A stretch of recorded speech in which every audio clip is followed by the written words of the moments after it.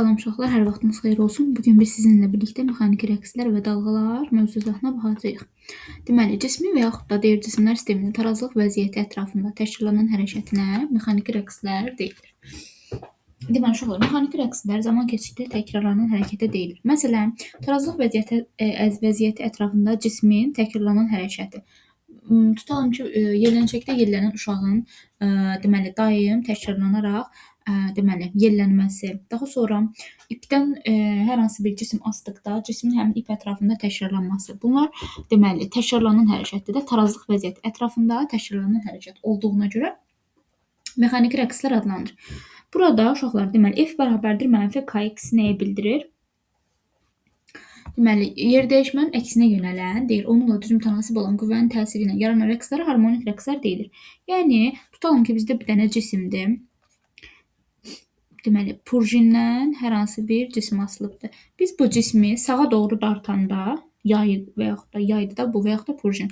Cismi sağa doğru dartırıq, doğrudur. Elastikli qüvvə hərəkətin əksinə, yəni sola doğru yönələcək.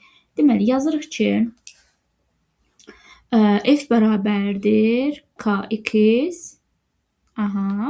Mənfi burada dedik ki, hərəkətin əksinə yönəldiyini göstərir. Deməli, purjini dartanda qüvvə artır. Niyə artır uşaqlar? Çünki purjini dartanda, bunu uzanma artır axı, mütləq uzanma x artır. X ilə də F düzüm tənasibdir. Ona görə F də artmış olur. Deməli, qüvvə artır, uzanma artdığına görə elastik qüvvəsi də sola yönəlir. Ona görə də cismi sağa dartanda deməli elastikli qüvvə sola yönəlir. Bizə də deyir ki, yerdəyişmənin əksinə yönələn, onunla düzüm tənasib olan qüvvəyə mexaniki deməli qüvvənin təsirindən baş verən rəqslərə harmonik rəqslər deyilir. Doğrudan da baxın, yerdəyişmənin əksinə. X-in əksinə yönəldimi? Həmin o qüvvə sola yönəldi də. Cismi biz sağa doğru dartdıq, X artdı. Qüvvə isə sola doğru yönəldi. Və bunun təsiri ilə baş verən rəqslərə harmonik rəqslər deyilir. Biz bilirik ki, uşaqlar, elastiklik qüvvəsi mənfi Kx-dir də. Bayaq da qeyd etdiyim kimi, mənfi burada hərəkətin əksinə yönəldiyini göstərir, istiqaməti yəni. F bərabərdir MA əvəzləyici qüvvənin yaza bilərik yerinə. Bərabərlədik mənfi Kx-ə. Buradan A-nı tapsaq, mənfi Kx bölünsün nə? M olacaq da. Bu burada. Daha sonra uşaqlar, omega kvadratı, deməli, burada təcil, harmonik rəqslərdir. A bərabərdir mənfi omega kvadratı x şəklində yazılır. Omega kvadratı özü bərabərdir K bölünsün M-ə. Və yaxud da omega bərabərdir kök altıma salsaq K bölünsün M şəklində alınır. Deməli, baxın, təcil, yerdəyişmənin ikinci tərtib törəməsi biz deyirik ki, bizə həmişə təcili verir də. Birinci tərtib törəməsi sürəti verir, sürətdən də törəmə alanda təcili verir. Yəni, yerdəyişmənin ikinci tərtib törəməsi bizə təcili verir. Yəni, təcili verdimi? Bir-birinə bərabər elədim ona görə. Elə bir ki, ikinci tərtib törəmə təcili bərabərdir də. Təcilin də düsturu nə oldu? Mənfi K x bölünsün M. Gətirdim, yerinə yazdım. Və yaxud da indicə dedim, omeganın kvadratını yerinə yaza bilərəm K bölünsün M. Yəni, bu ifadələr bir-birinə bərabər olduğuna görə bunları əvəz etdim. Harmonik rəqsin tənliyini almış olduq. Uşaqlar, harmonik rəqsləri qısaca tərifində belə də deyə bilərsiniz ki, harmonik rəqslər sinus və yaxud kosinus qanunu ilə baş verən rəqslərdir. Burada sinus və kosinus eyni riyaziyyatdakı kimi baş verən proseslərdir. Burada F bərabərdir Fm kosinus omega t plus phi 0 şəklində tənliyi yazsaq, F burada və F-in yerinə x də yaza bilərik. X bərabərdir xm kosinus omega t plus deməli phi 0. Burada phi və yaxud da x deməli adi qiymətlər olduğu halda xm və yaxud da fm indeksində, yəni m ilə yazılanlar isə artıq bizim amplitud qiymətlərimizdir. İndi görək rəqsin amplitudu nəyə deyilir? Uşaqlar, rəqs edən cismin tarazlıq vəziyyətindən maksimum yerdəyişməsinə cismin deməli amplitudu deyilir. Amplitud böyük A hərfindən işarə olunur. Vahidi 1 metrdir.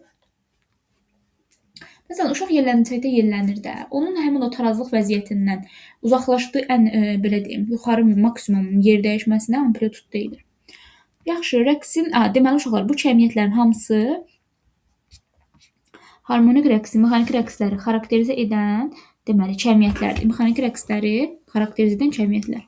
Birinci öyrəndik rəqsin amplitudu. İkinci öyrənirik rəqsin periodu. Öyrənmişik ki, period T hərfi ilə işarə olunur. Vahidi saniyədir. Bir tam rəqsə sərf olunan zamana rəqsin periodu deyilir. Tutalmışıq yelləncəkdə yelləndiyi müddətə sərf olunan zamana rəqsin periodu deyilir.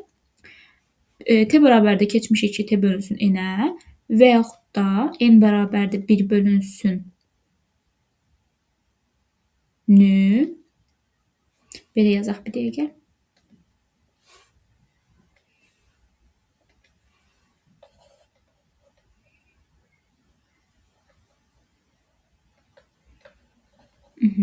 Deməli, keçmişik ki, period T bərabərdir T bölünsün böyük N-ə. Eləmi? Və yaxud da T-ni nə yazırıqdır? Həmişə 1 bölünsün N. Buradan N ilə işarə edirik, fərqi yoxdur. Deməli, bu da bərabərdir 2 pi bölünsün omegada yazmaq mümkündür. Daha sonra bu oldu rəqsin periodu. Rəqsin tezliyi isə uşaqlar vahid zamanda, yəni 1 saniyədə baş verən rəqslərin sayına rəqsin tezliyi deyilir. Rəqsin tezliyi deyil. Rəqsin tezliyi N və yaxud da N hərfi ilə işarə olunur. N ilə işarə olunur. Deməli, vahidi 1 bölünsün saniyədir. Və yaxud da saniyə üstü mənfi 1 nə deməkdir? Elə 1 bölünsün saniyə. Herslə də vahidi və yaxud da herslə də deməli qeyd olunur. N bərabərdir böyük N bölünsün T və yaxud da N bərabər 1 bölünsün period. Çünki tezlik periodun əksidir, tərsidir. Və yaxud da omega bölünsün 2 pi-yə. Baxın, burada 2 pi bölünsün omega idi. Tərsi olduğuna görə periodun burada da olurdu omega bölünsün 2 pi. Daha sonra bir tam rəqs müddətində cismin bütün cisimlər 4A, 4 amplitud miqdarında yol gedir. T zaman ərzində cismin qət etdiyi yol isə uşaqlar, baxın, bu düsturlar hamısı əsasdır. S bərabərdir 4AN və yaxud da 4A N-in yerinə nə yazdı? T bölünsün T. Çünki biz bilirik T bərabərdir T bölünsün böyük N-dir. Deməli, N də bərabərdir T bölünsün T-dir. Və yaxud da 4A N-ü də yazmaq olar da bunun yerinə. Belə ki, 1 bölünsün T-ni belə yazıb, 1 bölünsün T-ni yerinə N yazdı, T-də olduğu kimi qaldı. Dövrü tezlik omega ilə işarə olunur. 2 pi saniyədə baş verən rəqslərin sayı dövrü tezliyi adlanır. Omega bərabərdir 1 bölünsün saniyə və yaxud da saniyə üstü mənfi 1 herslə işarə vahidi qeyd olunur. Omega bərabərdir 2 pi N, 2 pi bölünsün T, 2 pi böyük N bölünsün T. Bu düsturları biz bilirik artıq əvvəlki dərslərdən. Bəs yaxşı, rəqsin fazası nədir? Şola, rəqsin fazası fi hərfi ilə işarə olunur. Fi'nin zamandan asılıq qrafikinin bizə omeganı verir. Omega bərabərdir fi bölünsün T-ni keçmişik çevrə dərsindən. Deməli, demişdim ki, fi'nin T-yə nisbəti tangens alfadır. Tangens alfa bərabərdir delta fi bölünsün T bizə verdi omeganı. Fi bərabərdir fi 0 plus omega T şəklində tənliyimizi yazsaq, burada fi 0 başlanğıc fazadır. Deməli, omega isə dedik ki, nədir? Burada dövrü tezlikdir. Uşaqlar, indi gələk biz sürətin düsturlarını yazmağa. Deməli, biz öyrənmişdik ki, V bərabərdir 2 pi V bərabər 2 pi R bölünsün T, doğrudur. Çevrədə yazmışdıq ki, V bərabərdir 2 pi R bölünsün T. Burada R yox, artıq X-lə işarə edəcəyik yolu. 2 pi XN bölünsün T. 2 pi demişdik ki, V bərabər 2 pi N. 2 pi NR, hədə belə də yazırdıq. 2 pi NR. R-in yerinə yenə də XM yazdım. Və yaxud da yazmışdıq ki, çevrədə 2 pi R böyük N bölünsün T. Yenə də həmin ifadədir. Sadəcə R XM-lə əvəz edirik. V bərabərdir omega R. R-in yerinə yenə də XM yazdım. Və yaxud da V bərabərdir omega kvadratı R. Omega kvadratı XM.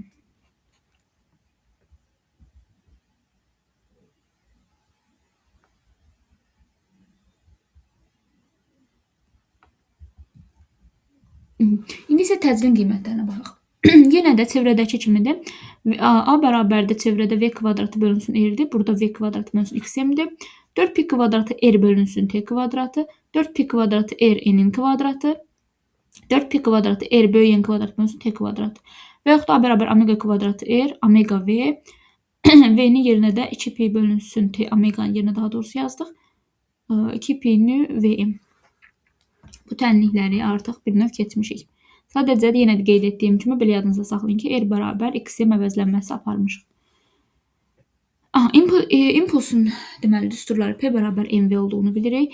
Burada V-ni yerinə gətirib yuxarıda yazdığımız bütün ifadələri yaza bilərsiniz. Baxın, istədiyiniz həm bu xətti sürətin düsturlarını burada yerinə yaza bilərik. Yəni sürətin yerinə burada.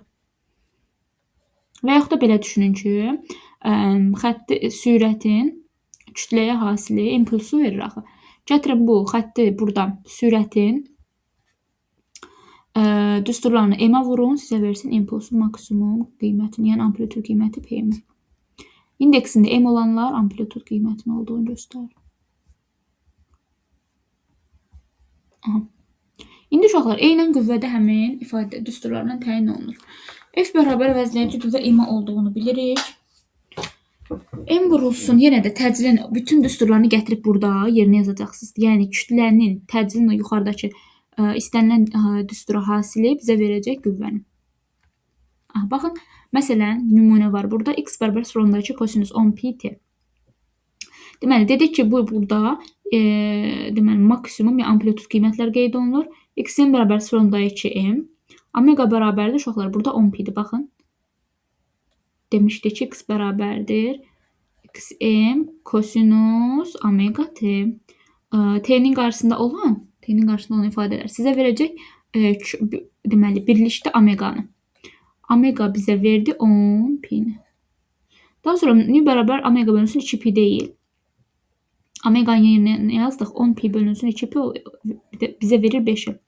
T bərabər 2 pi bölünsün omega periodu tapanda 2 pi-ni bölürsünüz. 10 pi edir sonunda 2. Və yaxud da sürəti tapanda V bərabər omega vurulsun X-in. Omeganın yerinə yazdıq 10 pi. X-in də yerinə sonundakı o da elədi 2 pi. A bərabər omega kvadrat X-in. Omeganın yerinə yazdıq 10 pi. X-in də sonundakı 20 pi kvadratını verdi. Baxın uşaqlar, burada yaylı rəqqas nədir?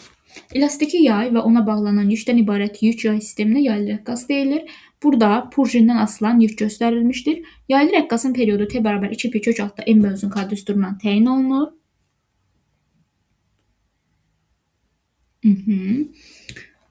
Bayaqların burada qeyd eləmişdim ki, harada qeyd eləmişdim onu? Omega bərabər burada. Kök altda K bölünsün M deyil. Deməli, omega bərabərdir kök altda K bölünsün M-dir də. Baxın, burada qeyd etdik ki, omega bizə verir kök altında K bölünsün M-i. İndi uşaqlar gətirib nə edəcəm? T bərabərdir 2 pi bölünsün omega deyil, 2 pi bölünsün omega. Bunu 2 pi-ni omegaya böləndə, baxın, 2 pi bölünsün omega şəklində yazanda kök altda K bölünsün M-də belə deyim. Yerin dəyişəcək də qiymətlər. Ona görə nə olacaq? T bərabərdir 2 pi kök altda M bölünsün K. Yəqin ki, fikrimi tam olaraq başa düşdünüz. Daha sonra uşaqlar, burada period kütlənin kök altı ilə tərs mütənasib, daha doğrusu düz mütənasibdir. Biz bilirik ki, kök altı düz mütənasiblik necə yazılır? Bu şəkildə qeyd olunur. T K ilə tərs mütənasibdir. Uşaqlar, period zamandan, nə bilim, amplituddan böyük n-dən asılı deyil. Bunları unutmayaq. Daha sonra yaylı rəqqasın tezliyi. Bayaqki düsturdur. Prosto bir burada dəyişən olacaq ki, nü bərabərdir, biz bilirik ki, 1 bölünsün T-dir də. O da 1 bölünsün 2 pi kök altında K bölünsün M şəklində yazdıq. Deməli, nü T-dən A-dan böyük n-dən asılı deyil, nü M-dən tərs asılıdır yenə də, nü K ilə kök altı düz asılıdır. Daha sonra omega da bərabərdir 2 pi nü, yenə də və yaxud da omega bərabər idi nəyə? Kök altda K bölünsün M-ə. Yenə də omega da T-dən A-dan N-dən asılı deyil, K ilə kök altı, M-dən isə tərs asılıdır. Bu bayaqçılardır, tənliklər, yaylı rəqqasın rəqs tənlikləri eynidir.